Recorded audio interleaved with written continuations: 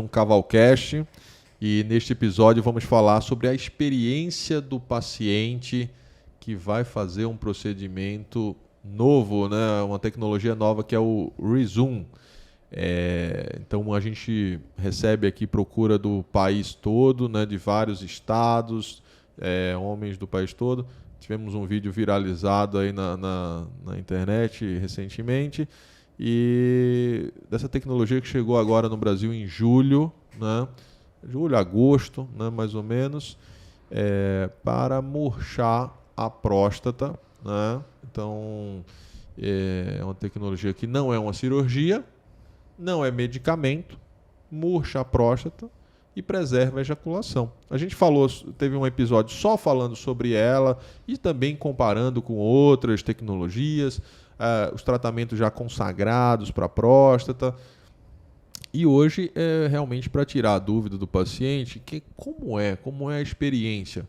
E a gente vai falar com pessoas que fizeram o procedimento, que sabem o que estão falando, né? No caso aqui eu vou apresentar para vocês, né?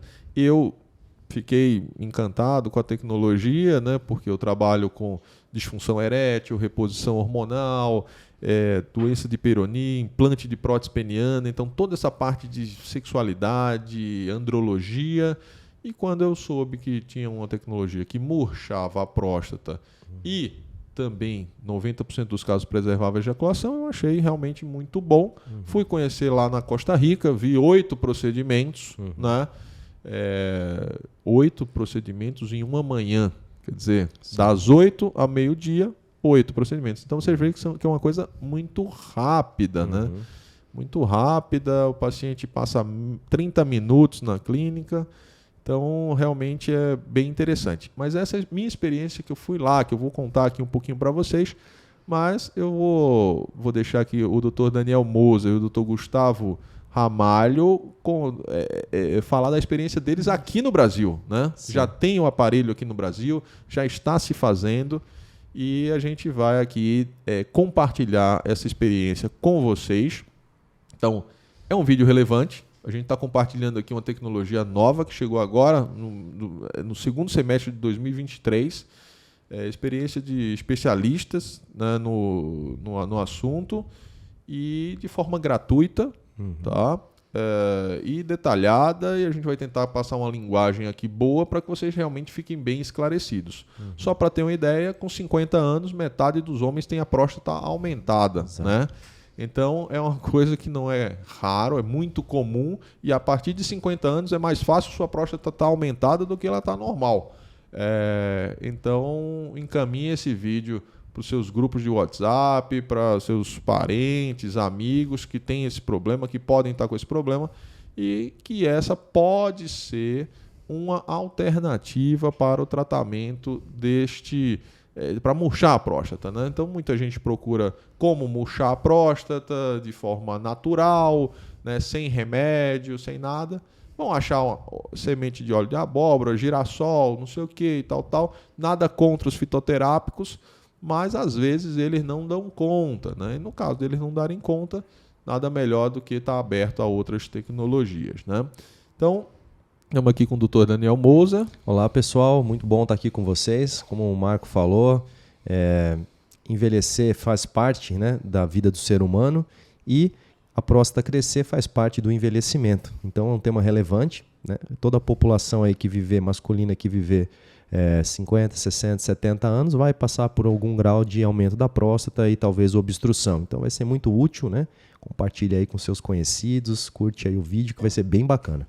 Doutor Gustavo Ramalho. Bom, para quem está chegando agora, não sabe do que a gente está falando, vai lá no último vídeo, assista o último vídeo e aproveite, já curte os dois, já segue a gente, já compartilha os 2 vídeos, por favor. Aí.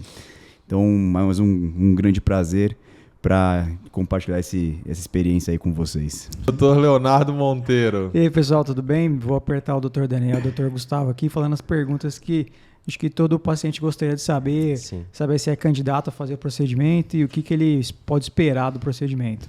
Boa, vamos lá então. Joia, vamos começar aqui. Vou fazer algumas perguntas. Eu e o Leonardo, a gente vai ficar mais aqui de entrevistador, Com tá? o paciente, Porque aqui dúvidas do paciente. Dúvidas do paciente, exatamente. a vida real. Exatamente. Porque vocês foram os que fizeram o procedimento, Sim. né? Então, vamos lá. Como é a expectativa do paciente quando chega no consultório? Essa vai para o Daniel.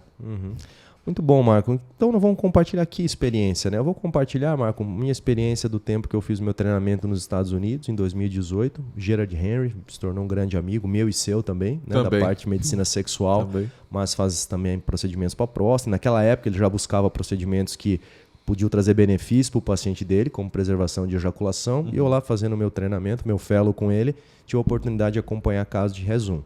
E aí, chegando aqui ao Brasil, né, tivemos a oportunidade logo no início dessa tecnologia e já temos a nossa experiência pessoal, então vai ser bastante interessante.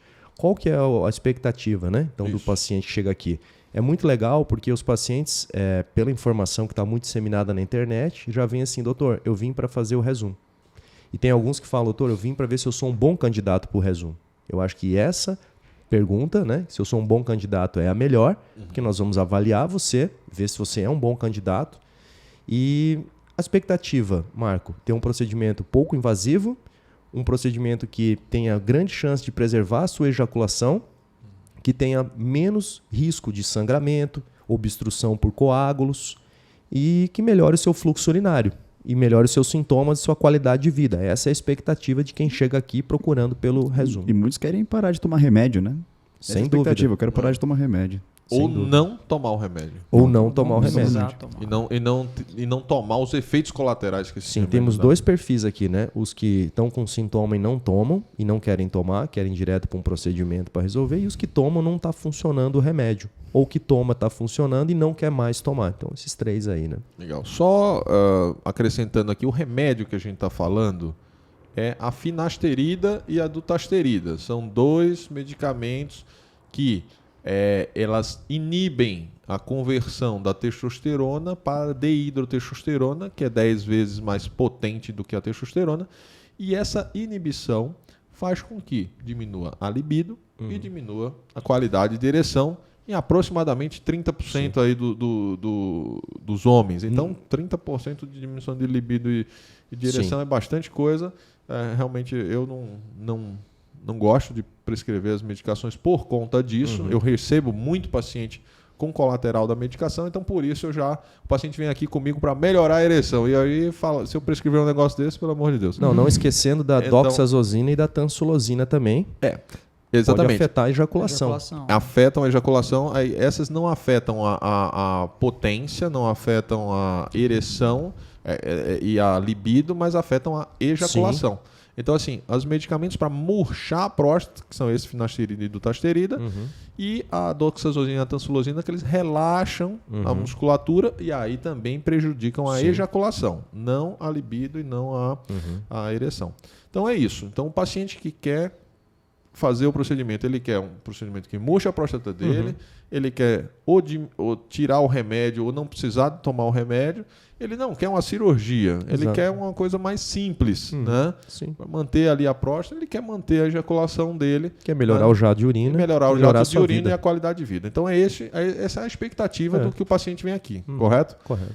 Gustavo, como é que é o preparo disso aí? Precisa de exames? Vamos falar se ele se encaixou ali nos Ele é um critérios. candidato, né? Ele é um candidato. Ele tem ali uma próstata entre 30 e 80 gramas, tem os sintomas de jato fraco, jato partido, já tem um tipo de urgência, tem que sair às vezes mais rápido para ir no banheiro, está acordando à noite, fez ali, sente que não esvazia completamente a bexiga. Então ele tem os sintomas, você Certo. já veio com ultrassom, tem uma próstata ali de 60 gramas, e ele quer manter a ejaculação dele, e aí ele vem perguntar para você sobre o preparo. Fala, olha, doutor, preciso de algum exame? Certo. Esse é o paciente que procura a gente, é o paciente que a gente vai avaliar se é realmente o bom candidato. Não, já é. Vamos.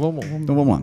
Primeira coisa, eu acho, você tem que excluir qualquer câncer de próstata. Você tem que excluir câncer de próstata. Né? O paciente vem, muitas vezes, com PSA aumentado, vem com esses sintomas, aí a gente tem que excluir. Uma vez o paciente com câncer de próstata, é outro procedimento. Fazer outra um toque coisa. retal Como e é- PSA. Então, né, primeiro excluir.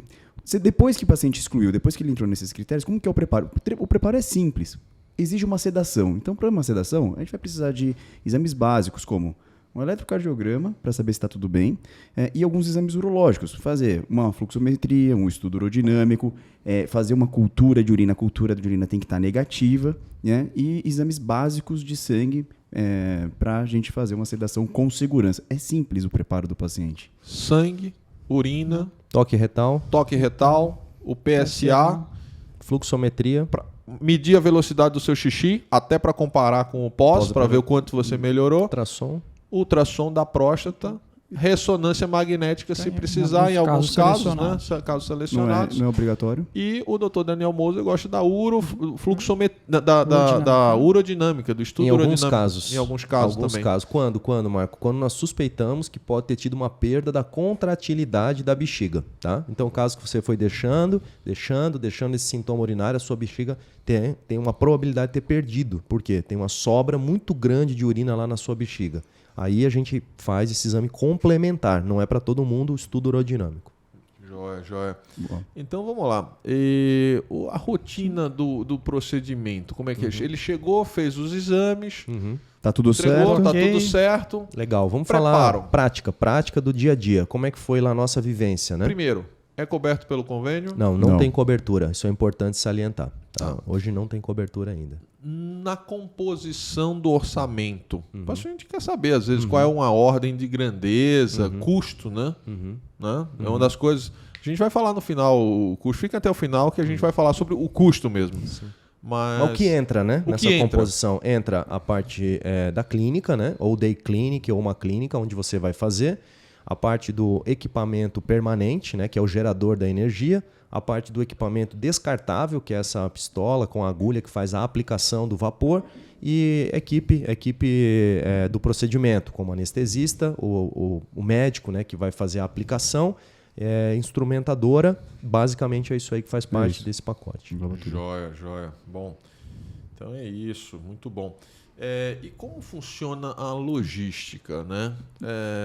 Ele chega ali na clínica... Vamos dizer que o paciente, fazer o roteirinho do paciente. Chegou na clínica... Vamos lá, então o paciente chegou na clínica, a gente prepara a vestimenta do paciente. 8 da manhã, vamos dizer que está marcado 8 da manhã o procedimento. Então chega, jejum, obviamente, prepara a vestimenta do paciente, vai para uma sala de procedimento. Isso, chega 40 minutos antes, não precisa ser mais que isso. Na sala de procedimento, vai pegar uma veia para fazer a sedação, o paciente dorme, né? O paciente não se lembra de nada do procedimento, ele vai dormir. Procedimento realizado de uma maneira bem rápida, cerca de 5 minutos de procedimento. Logo depois, o paciente acorda e não se lembra do que aconteceu durante esse período de sedação. E é isso. O paciente vai ficar um período de observação na clínica, um período de observação. Tá tudo bem, ok. Toma um lanche e vai para casa. Pode sair da clínica acompanhado, né? Sempre. Não, você até pulou uma etapa que eu gosto muito de falar, que é ali na sala cirúrgica. Esse aí é o... Esse é o ouro. Esse é o ouro, exatamente. Então tá bom. Agora... Já deu o bypass ali. Então, exatamente. Essa é a rotina completa, né? Tá. Chegou na clínica e tal. Boa, resumida. Mas, exatamente. E me conta, Daniel... O procedimento é 5 minutos, mas aí é 5 minutos intensos, né? Então... o Gustavo é muito rápido, né? eu falo assim, 5 a 10 minutos, né? Por quê? Porque cada aplicação demora 9 segundos, né? Então, se você for fazer a conta ali, nós usamos quanto? Depende do tamanho da próstata. Então, uma próstata, vamos estimar, de 40 gramas, você vai precisar de 4 aplicações, ou chamamos de 4 tratamentos. Então, se você for fazer a conta de tratamento mesmo, a máquina registra, são 36 segundos. Mas, claro, você vai passar o aparelho, né? Você vai localizar, você vai dar uma olhada na bexiga, vai fazer a medição, vai fazer a medição, né? Então, ela vai demorar ali entre 5, se você for bem rápido, ou até 10 minutos. Mas não costuma muito passar de 10 minutos, é muito difícil, né? Então, uma próstata maior, 60 gramas, você talvez vai usar ali uns 6 tratamentos. Se você tiver uma próstata de uns 80 gramas com o lobo mediano, que é uma projeção, tipo um dedo, né? De uma parte da próstata projetada para dentro da bexiga, 2 tratamentos a mais, talvez ali uns 10 tratamentos. Foi a próstata maior que nós fizemos aqui, de 80 gramas, 10 tratamentos, e foi ali uns 10, 12 minutos. Isso já começamos, né? No modo hard, tá? Isso procedimento. O tempo de sala é diferente, né? Claro. Isso procedimento, 10 minutos, tempo de sala... 30 minutos. O que é tempo de sala, né? Então é legal isso que nós nos propomos nesse episódio, falar a nossa vivência, para que você agora tá aí ouvindo, imagine, né? Você chegando lá, sendo bem recebido, acolhido, entrando na sala, a equipe tá lá, descontrai, você deita na maca, já tá com a veia pega, o anestesista faz o medicamentinho para você dormir, e é isso que o Gustavo falou, entramos com o equipamento, damos uma estudada. Agora, vamos ilustrar isso aí. Solta o vídeo. Vamos para soltar o vídeo. Solta o vídeo. Melhor. Soltar o vídeo. Uma imagem vale mais que uma mil vez palavras. Uma vez o paciente está sedado, né? A gente está com tudo pronto, a gente entra com o aparelho no canal da uretra e a gente vai avaliar, né, a próstata. Ali no canto superior esquerdo é a visão da cirurgia mesmo, na visão endoscópica, né? E aqui é uma ilustração, no centro da imagem, uma ilustração.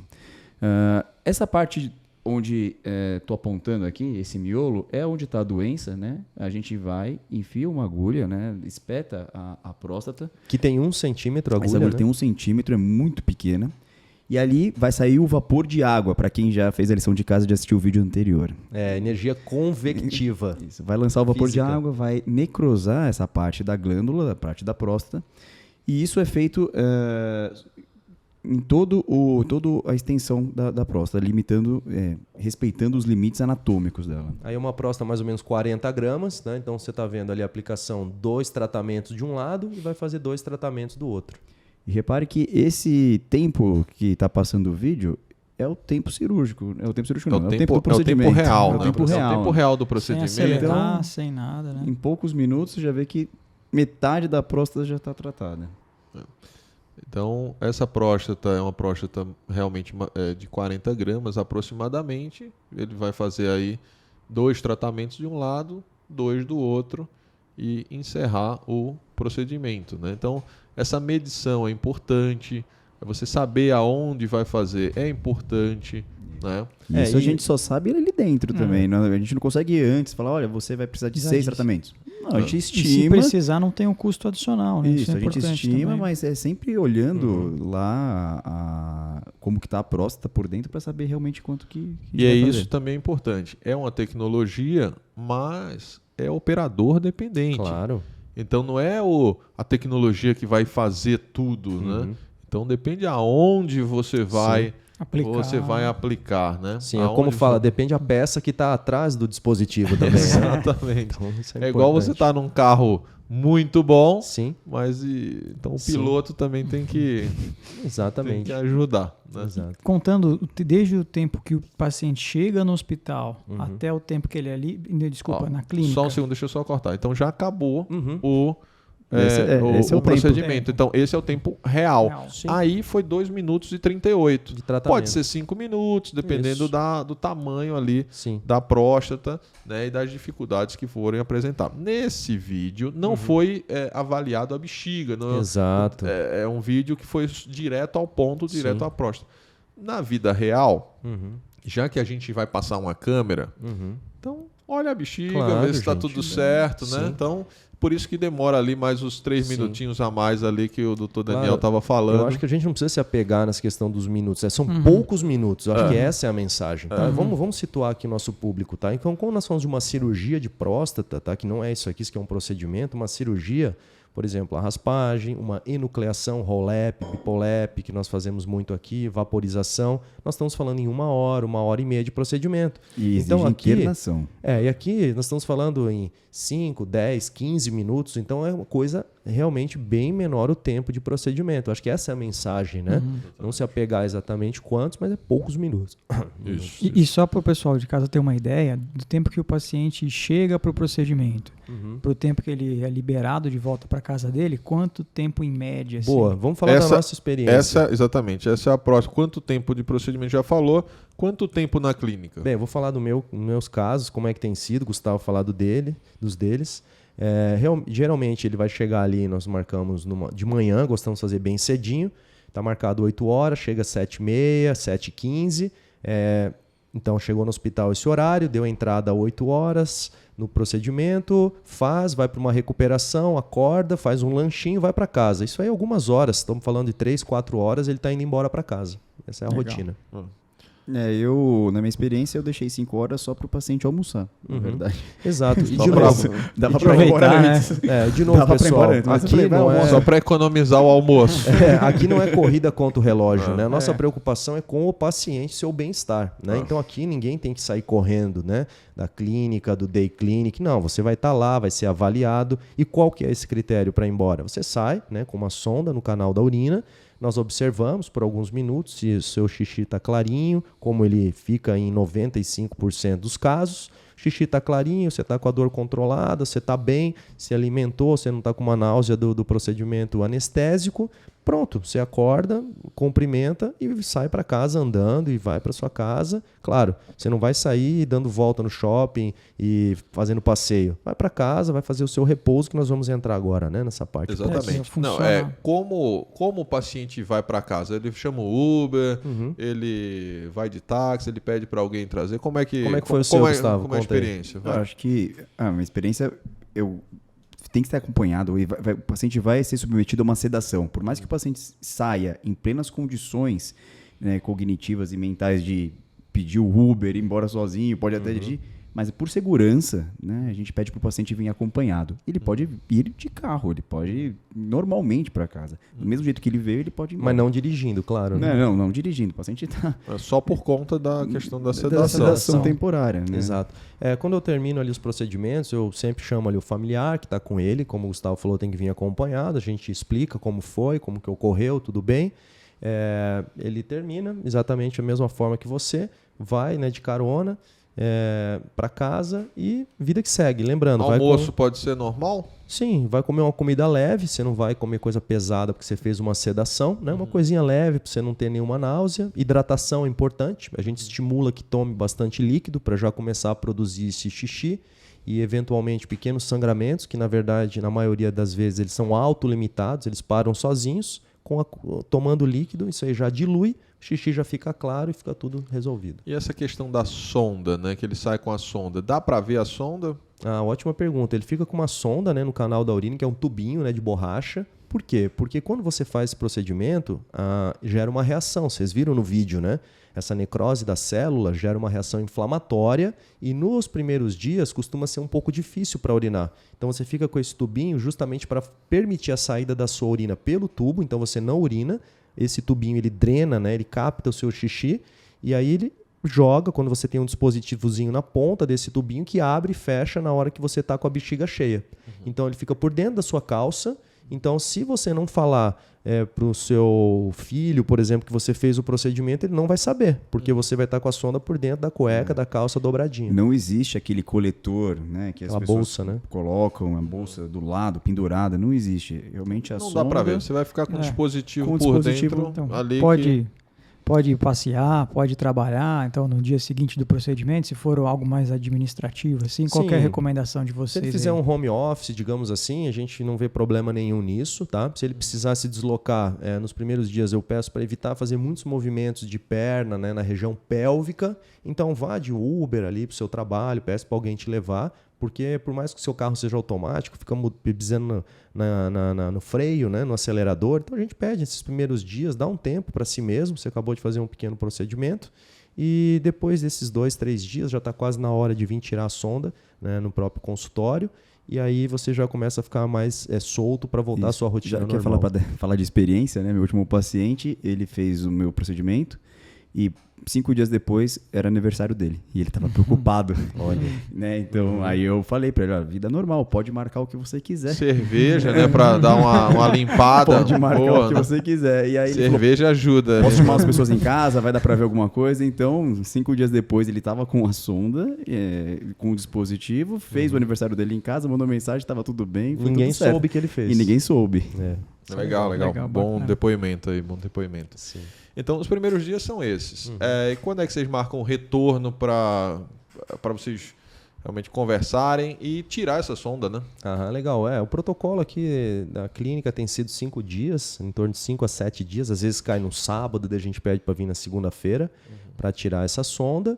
E aqui é um ponto bem importante, né? Quando nós temos próstatas muito grandes, o que é próstata muito grande? Falamos que o resumo é para próstatas em 30 e 80 gramas. Então, quando chega nesse limite superior, próximo de 80 gramas, nós tentamos fazer sim o teste de retirada, com 5 ou 7 dias, e nós deixamos na clínica para ver se esse paciente consegue urinar.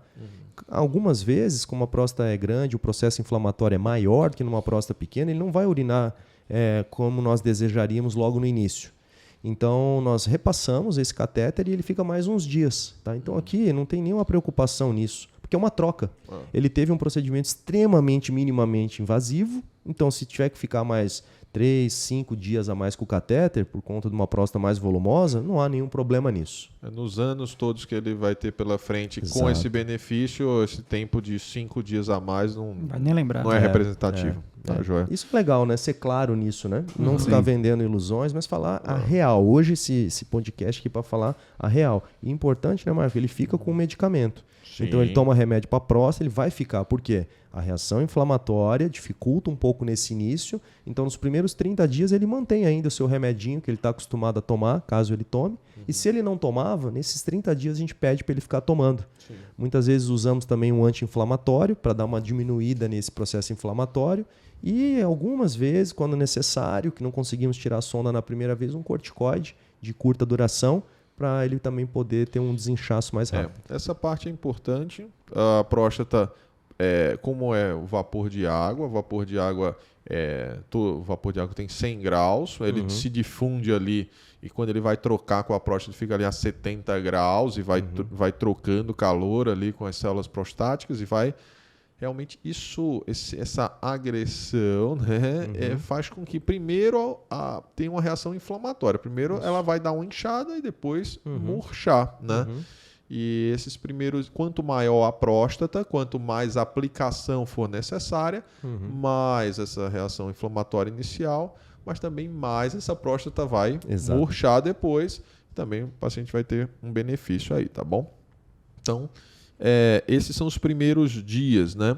E o que espera no primeiro mês? Quando é que o paciente fala, olha, quando é que você fala, não, esse já é o benefício total que o procedimento deu? É o que? Com 30 dias, 3 meses? Vamos lá, tirou a sonda, depois que tirou a sonda, qual é a orientação? O remédio, vocês já comentaram aqui que passa 30 dias com ele, depois tira o remédio. Quando é que ele pode esperar que chegou no topo do benefício do procedimento? Bom, Gustavo, acho que era legal você comentar de um dos seus casos que ele preenche, né, Marco? Então nós gostamos de preencher um questionário de sintomas para ter uma avaliação mais objetiva. E, claro, esses sintomas urinários eles vão melhorando à medida que as semanas vão passando. O maior grau de melhora vai atingir lá pelo 6º mês, pra você ter uma ideia.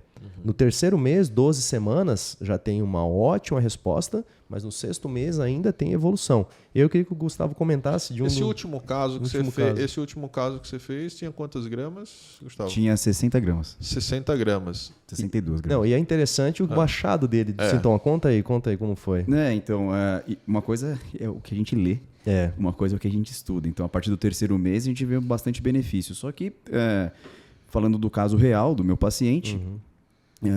fiz com 60 gramas a próstata. Ao todo, quantas aplicações foram 6 tratamentos, 6 aplicações. 6 aplicações. O score, vamos situar, vai de 0 a 35, tá? O score de sintomas, né? E ele tinha mais ou menos quanto antes? Estava batendo 28, eu não fiz as contas, mas vai 28. 28, tá, gente? Então, de 0 a 35 tinha 28, né? E você tirou a sonda com 5, 7 dias? Eu tirei com 7 dias esse paciente. Eu tirei com 7 dias de procedimento.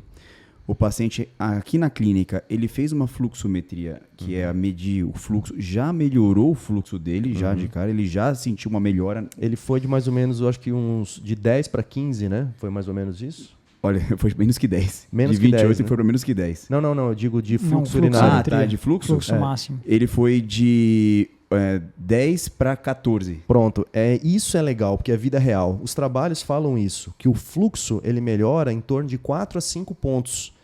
Ou seja, o fluxo urinário máximo. Então, no caso aqui do paciente do Gustavo, foi de 10 ml por segundo para 14 ml por segundo já na primeira semana. E olha que interessante.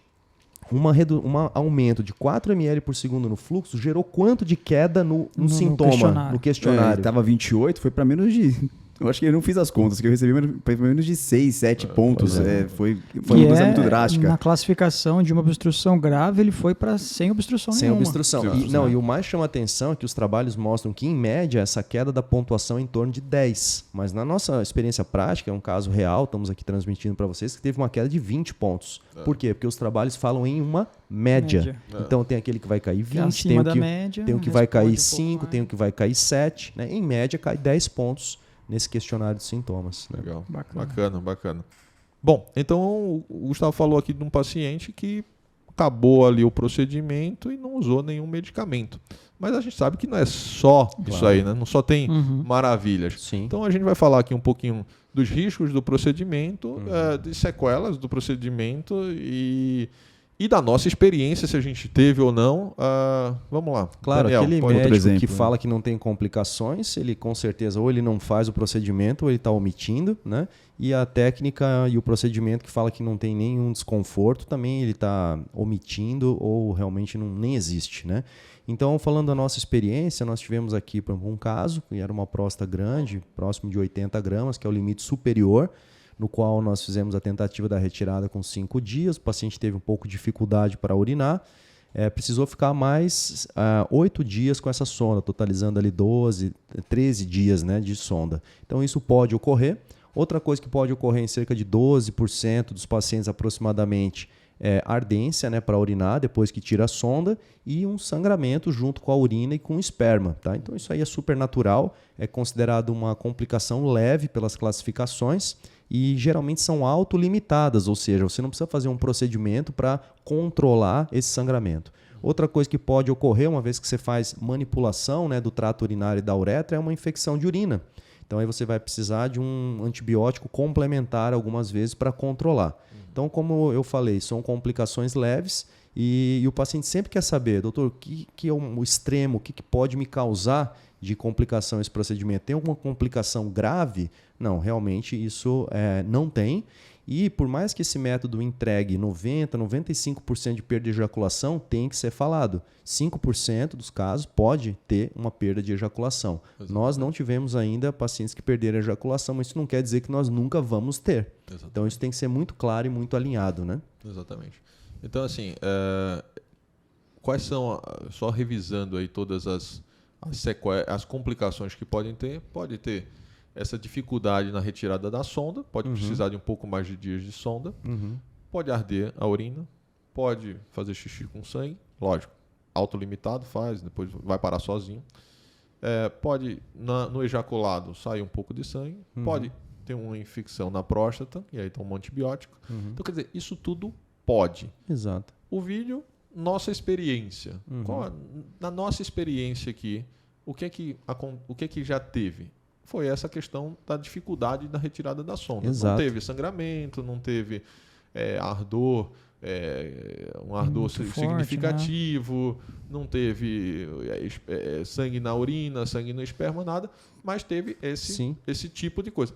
Pode ter os outros? Pode. Aí claro. É o tempo que vai determinar.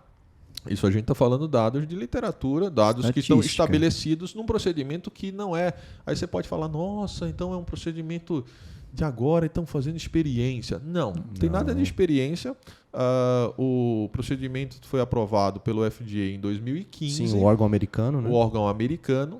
O Daniel foi lá para os Estados Unidos em 2018, no fellow dele, já teve contato com a tecnologia, com o Dr. Gerard Henry, nosso amigo em comum. Sim. E também...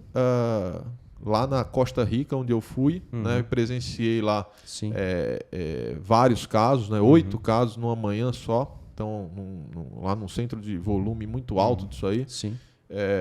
Eles demonstraram lá uma casuística grande, né, uma experiência de 3 anos já fazendo isso aí e com dados, né, com publicação desses dados. Não, e o paciente que ficou 13, 14 dias com a sonda, o pessoal deve estar curioso, né? Depois que tirou, a satisfação dele foi enorme. Sorriso de orelha a orelha, porque a troca foi muito vantajosa.